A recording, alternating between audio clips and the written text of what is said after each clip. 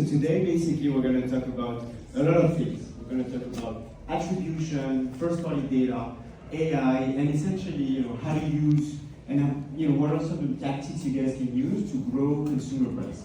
So we're going to try to tailor a little bit the session today. So before we go in, I'd love to hear a little bit from you and raise your hand if you're already using a attribution tool. Okay, great. So early on, raise your hand as well if you're using already like first-party data. And then who's kind of exploring AI or actively integrating? Okay, awesome. Great, so we'll make sure to tailor it for it. So, before we dive in, just a quick intro. So I'm David, I'm one of the co-founders of Polar Analytics. We're an AI-powered platform that basically uses data to boost profits for merchants. Really happy to be with Mark and Sam today. Mark is the Director of E-commerce of Joseph Joseph, and Sam is the Chief Growth Officer of UK Lashes.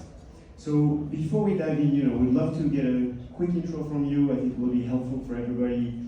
Set the context, your role, the company, marketing mix. If you want to go ahead, Mark. Sure. Hi everyone. Good morning. So I work for Joseph Joseph, the homewares brand that most of you are hopefully familiar with. We're a 21-year-old business, turning over about 125 million. Roughly 20% of that is through direct-to-consumer, which is the part of the business that I look after. We run 6 websites and sell to over 100 countries. I've been in the business for 3 years. Prior to that, worked in many similar roles across retail, so I'm a retailer through and through. And I started my career, this is going to show my age. In 1999, I launched currys.co.uk, their very first website. At the time, Dixon's Group owned FreeServe, which was the first free way to get onto the internet. Because of that, we had pretty much monopoly of all advertising.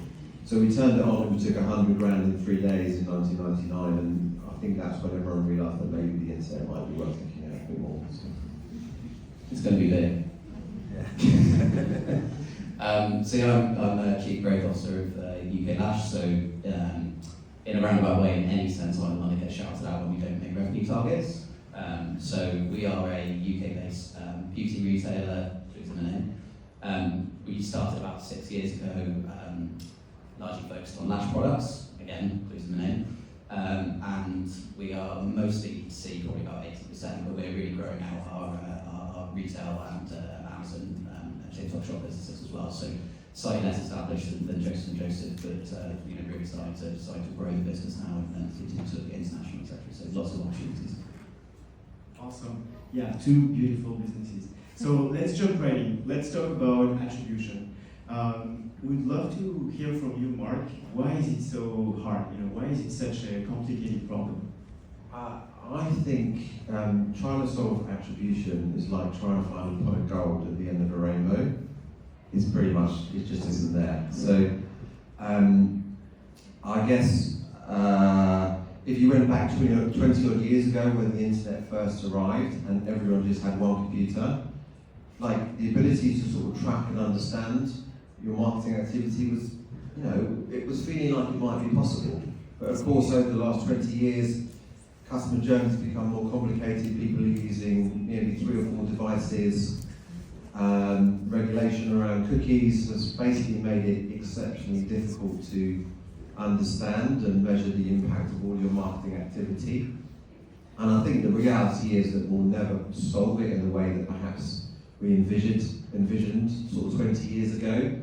So I think it just becomes about having some sort of idea and then working much more around incrementality testing rather than trying to solve it with one solution. Yeah, for sure. And we'll talk about it because I think you're doing some very interesting thing on that topic. But before Sam, I think you have some hot takes on it as well. Yeah, attribution is kind of like a drug in a way. It has lots of really beneficial qualities, but if it's the first thing you think about when you wake up in the morning, you might have a problem. When you reach a certain level of abstraction, like the CFO of a company doesn't really care that much about what Google ads did or what Facebook did. What they really care about is the top level. So what did you spend and what did that bring in? And fundamentally, attribution is great at giving you a rough idea about whether what you're doing is moving in the right direction or not, but I would say using it to make decisions on a day-to-day basis around allocation of spending things is flawed at best. Fundamentally, if you're looking at a click-based attribution model, it's just ignoring so much of the other marketing activity that you've done. It's not taking your email sent into account, it's not taking your display into account, it's not taking any outdoor into account. So I think if you were looking at sort of where the industry is going to move towards, it will still be useful for you in making day-to-day decisions, but ultimately, things like LMS will probably provide a much more insightful way to allocate spend and to really analyse whether what you're doing is working or not. And attribution will still be there. It should hopefully become less and less important over time. For sure. Mark, I think it would be very interesting for everyone to hear kind of the current thing you're doing, especially around this budget, the goal that you have for the year, and how you're approaching it. So we all know that Google overcounts the value of Google, and we all know that Meta does the same. But we all kind of know that Meta plays a role, but we can't quite understand it all the time when we look at attribution, right? No matter what model, it always seems to be relatively underplayed, okay? And so we're starting to look at incrementality testing. So we basically ran a test recently where we looked at the impact of reach, so reach as an objective within Meta, to see if that had a downstream effect on search volume and incremental revenue through Google on a last click basis. So we took a very granular approach to the country and took about 15% of postcodes or zones within postcodes and ran the rest of the country as a control group. And then after 6 weeks, we were able to actually surprisingly show that over that period, the using reach as a metric within Meta wasn't having a direct impact on our bottom of the funnel performance. So we turned that test off, and we're now focusing on testing other objectives. So we're looking at Advantage Plus and the impact that is having. And we're looking at the impact of traffic as an objective and the impact that is having further down. So all using sort of A/B testing framework so that we can isolate a control group and look at the impact of that, doing that versus not doing it on our total business, rather than looking specifically at the channel itself. Yeah, that's awesome. I think I'm very excited about how we're going to help you with that, because I think the testing plan can really unlock kind of incremental budget and basically prove to the CFO that it is worth spending more on marketing. Yeah, which is a pretty hot topic for most of us, I imagine. I want more money, but I'm not entirely sure how to explain to you how it's going to drive revenue.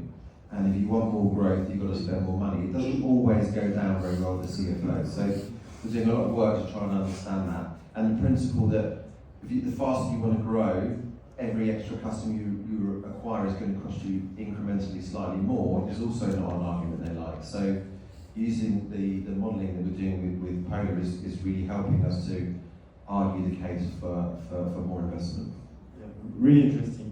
And indeed, I think part of the reason why attribution is hard and click-based attribution is more complicated is because of this kind of cookie-less future that we're entering. So let's switch gear and talk a little bit more about first-party data. Sam, I think, do you want to start on it and tell us what you think about how to adapt in this future, what you think, why is it happening? There will be significant change, obviously, in exactly how the data is passed and how the data is stored. I'm not entirely convinced that we are moving to a cookieless future. There's just going to be replaced with very similar functionality of some sort. I think if you just look at the changes that Google tried to drop relatively quietly a few months ago, around fingerprinting, moved from it being not in the user's best interest to being an acceptable form of marketing tracking, according to their Q&A. We can see that the personalized tracking is not going away, but what's going to be interesting is how you can better leverage it. So we're really trying to move away from just thinking about CAC to thinking about more actions that users are taking. So we have several categories as a business. We know that the lifetime value of someone is going to double if they move from being a one category customer to a two category customer. So like how much do we want to spend to get that person to take that action? So we're looking at modelling those and passing that data back directly into the different channels via first party methods. So we're using LFR and Polar to help us do that, which I think is a much better way of looking at how we can use our first party data. And there will be changes, but I suspect it's not going anywhere. Awesome. And I think especially since a lot of people here kind of are exploring or early in their kind of tech stack journey, I think I see a lot of brands, and you guys at UK Lashes have done something really advanced with like Snowflake and a lot of the things. So I'm pretty sure it will be very interesting for everybody to hear from you and describe kind of your overall tech stack for data and marketing. Yeah, so we use Polar to basically help us give a wrapper on a lot of our data. So they'll collect everything and sort of bring our all of our channel data in and third-party sales development from Amazon, TikTok Shop, and we pull in some of our retail data as well now. Having all of that data there is great because it helps our more non-technical users inside the company to have a visual interface on it, but it allows the proper geeks like me to get into the back end and write our own queries and be able to like really understand that at granular level. So we have effectively several million data points. A lot of that mapping's been done already by the data scientists over there, which is great for me because it means we don't have to do it, and it allows us to do some slightly more complicated analysis off the bat, which saved a lot of time. I think when I sort of came into the business, I've been around 9 months now. We were looking going, okay, how do we set up a modern data warehouse? This is going to take me months, but as it turns out, we just couldn't get access to it, and that allowed us to sort of get off the bat straight away, which is really good. Awesome. Mark, do you have any things you want to share about first-party data? How you guys think about it? If it's important, how you plan on leveraging it right now, in the future? As we were discussing last night, one of the big benefits of something like the Polar platform is that the pixel is first party. So we understand all of the conversions that are being driven by each of our campaigns, and we're able to push that data back into the likes of Meta, which obviously therefore improves our return on investment, improves the algorithm's ability to drive performance for us. So that's one of the first things that we've been doing. Another big piece that we're doing is trying to convince the business to spend more money on awareness activity, which has been quite a hot topic within the conference. And instead of spending all of our money at lower funnel activity, which is naturally what the sales directors do on direct to consumer, within the Amazon platform, etc., and trying to get a pot of money that looks at driving a country rather than just a channel, and thinking slightly longer term within brands. So we are looking to get all of our customer data from our retailers, from Amazon, and from direct consumer into the Polar platform. So over time, we can start to understand the impact of that activity at a sales out level across the country, rather than just within the direct consumer channel. And that will hopefully help the business move towards centralizing marketing pots rather than just having marketing within the channels, which will encourage longer term thinking rather than just short-term sales activation. Yeah, which makes sense because in the end of the day, all of the spend that you're doing on D2C has an impact on Amazon and on wholesale. Of course it does, but when you're trying to hit a profit, you don't want to do that longer term stuff. You want to focus on what's going to deliver the highest return today, which isn't conducive to long term growth. Yeah, sure. All right, let's talk about AI now. I think it's a hot topic. I've seen a lot of things happening in the conference on it. Very curious to get your thoughts, see what you're exploring, what you're testing. Maybe Sam, you want to get started on it?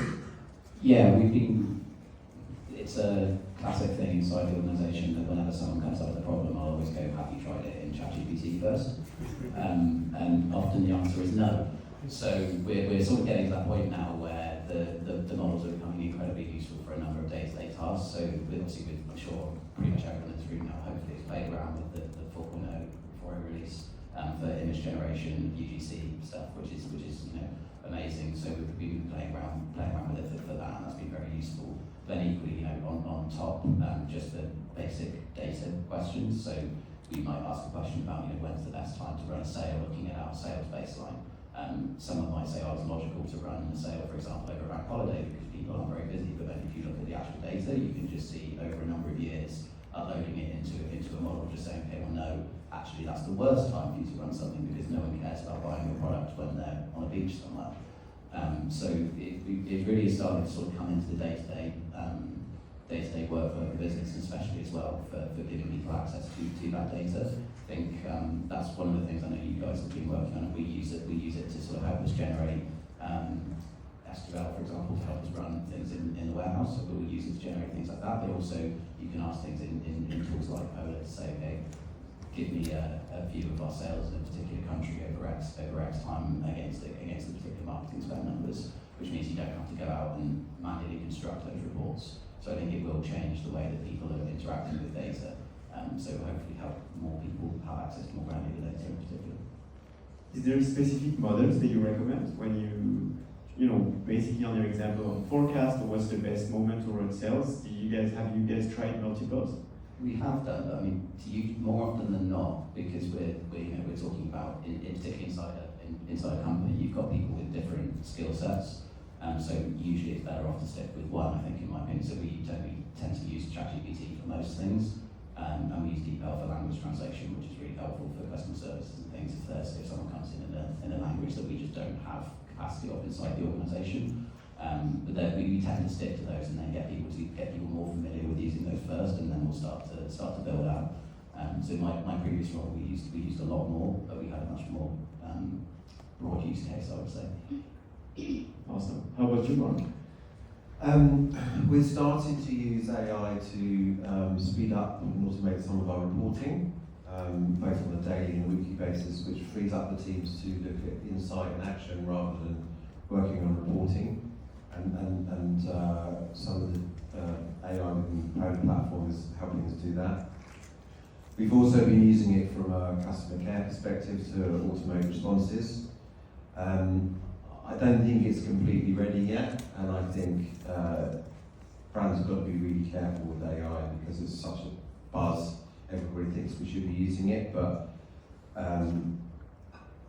customer experience is the most important thing. If the AI doesn't enhance that, you should absolutely not be using it. And there are many examples of pretty big brands that are using AI chat very, very badly and to the detriment of their brands. So I think we've got to be a little bit cautious with it.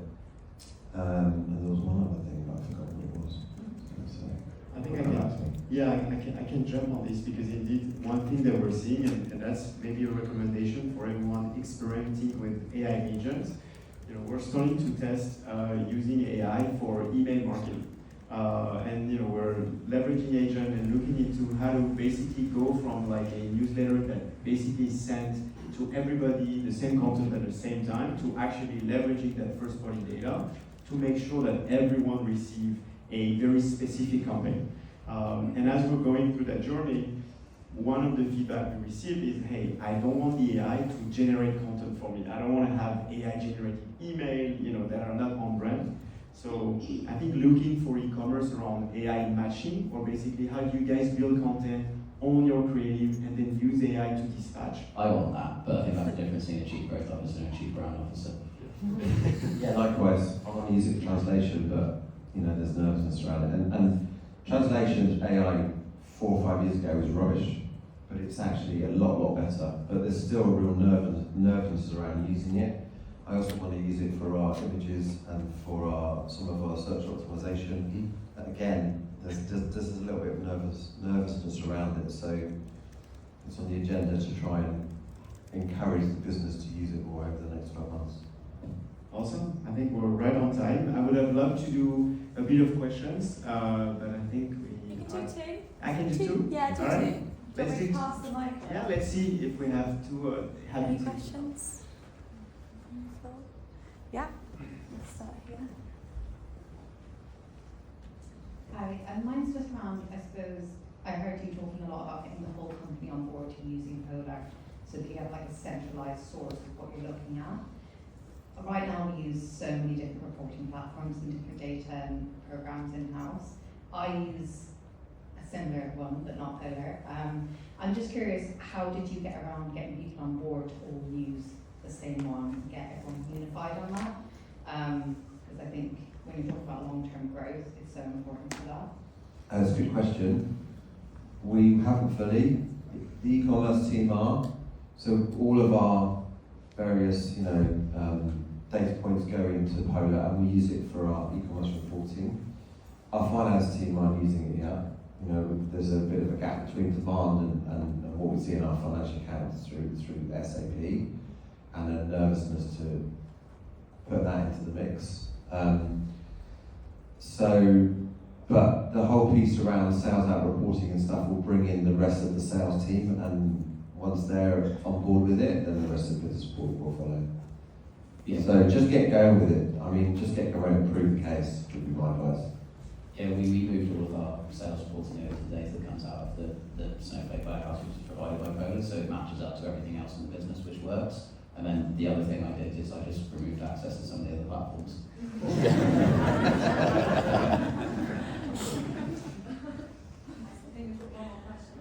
Yeah, we heard a lot about incrementality testing versus attribution.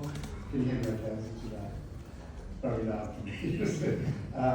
And just the talk just before you was from the Google lady, who was talking about the fact that the kind of brand decay of activity, first 5 months, if you switch something off, is the same as then the following 6 to 24.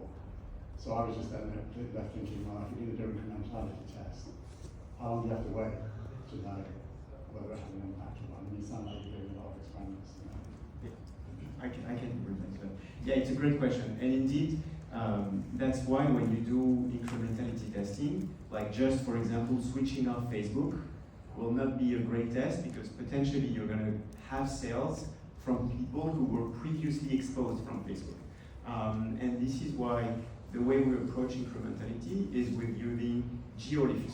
So basically what we're saying is okay, within the UK, we're going to split the audience into 2 geographical regions that behave the same. So we look at historical data and we see that the trends of sales by day is similar in the 2 regions. And so then we're going to apply a treatment, which basically means either expand the budget on ads or reduce the budget on ads only to one of these audiences. And then it's really apple to apple, because both have been exposed previously to ads, but then because you're applying a treatment only on a specific part of the geo, then you can really have like a causation factor around that's the only thing that changed. The 2 regions were performing exactly the same. Now I can attribute the lift. Great, I think that's all we have time for. So thank you so much for David, Sam,